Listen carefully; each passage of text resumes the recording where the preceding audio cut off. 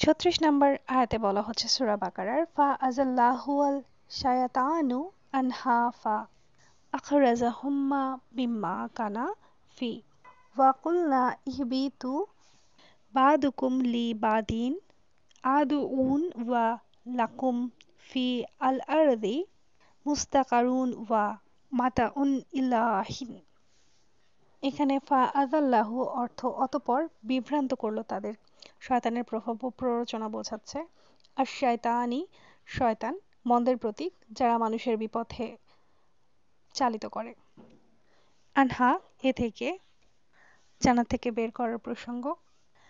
ফা আখরাজাহুমা এবং বের করে দিল তাদেরকে, আদম ও হাওয়া আলাইহিসসালামের জান্নাত থেকে বের হওয়া, মিম্মা যা থেকে তাদের জান্নাতের অবস্থান বোঝানো হচ্ছে, কানা অর্থাৎ ছিল পূর্বের অবস্থান বোঝাচ্ছে, ফি অর্থাৎ এতে পূর্বের অবস্থানের সূচক এটা, ওয়া কুলনা এবং আমরা বললাম আল্লাহর নির্দেশ বোঝাচ্ছে,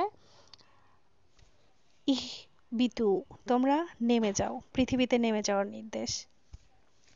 বা'দুকুম তোমাদের মধ্যে কিছু একে অপরের মধ্যে শত্রুতা বোঝাচ্ছে, লি বা'দিন একজনের জন্য অপরজন একে অপরের প্রতি শত্রুতার পরিচয় বোঝাচ্ছেন এখানেও। আদুউন অর্থাৎ শত্রু, দ্বন্দ্ব বিরোধের চিত্র, ওয়া লাকুম এবং তোমাদের জন্য, মানুষদের জন্য নির্দেশনা, ফি আল আরদি পৃথিবীতে, এখানে পৃথিবীতে বলতে নতুন জীবনের শুরু বোঝাচ্ছেন। মুস্তাকারুন একটি স্থায়ী স্থান, পৃথিবী জীবনের জন্য স্থান এটা বোঝাচ্ছে। ওয়া মাতাউন এবং উপভোগ, পৃথিবীর ভোগের বস্তু বোঝাচ্ছে। ইল্লাহিন একটি সময় পর্যন্ত, জীবনের অবসানের পূর্ব পর্যন্ত, অর্থাৎ ওভারঅল মানে দাঁড়াচ্ছে এরকমটা।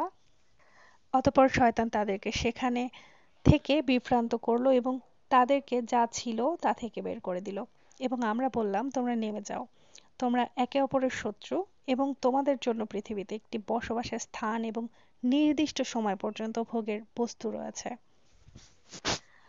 এই আয়াতটার কিছু মিনিং রয়েছে, হিডেন মিনিং, চলো আমরা একটু বুঝি।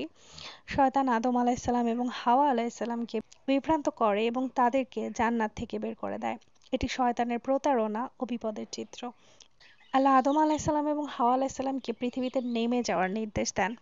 এটি তাদের জন্য নতুন জীবন ও পরীক্ষার শুরু করে।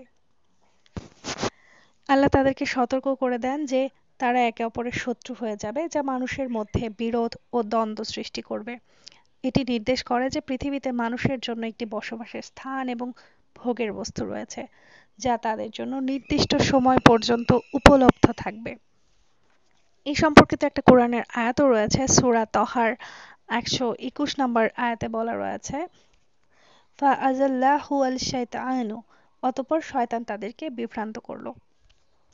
এই সম্পর্কিত একটা হাদিস রয়েছে সহিহ মুসলিম, হাদিস নং 279। এখানে বলা হচ্ছে শয়তান আদমের ওপর ঝাঁপিয়ে পড়েছিল এবং তিনি তাকে বিভ্রান্ত করতে চেয়েছিলেন। এই আয়াত থেকে এরকমটা শিক্ষা পাওয়া যায় যে শয়তান সবসময় আমাদের বিভ্রান্ত করার চেষ্টা করে এবং সেখান থেকে আমাদের আল্লাহর আশ্রয় প্রার্থনা করা উচিত। দেখা হচ্ছে পরবর্তী আয়াতে।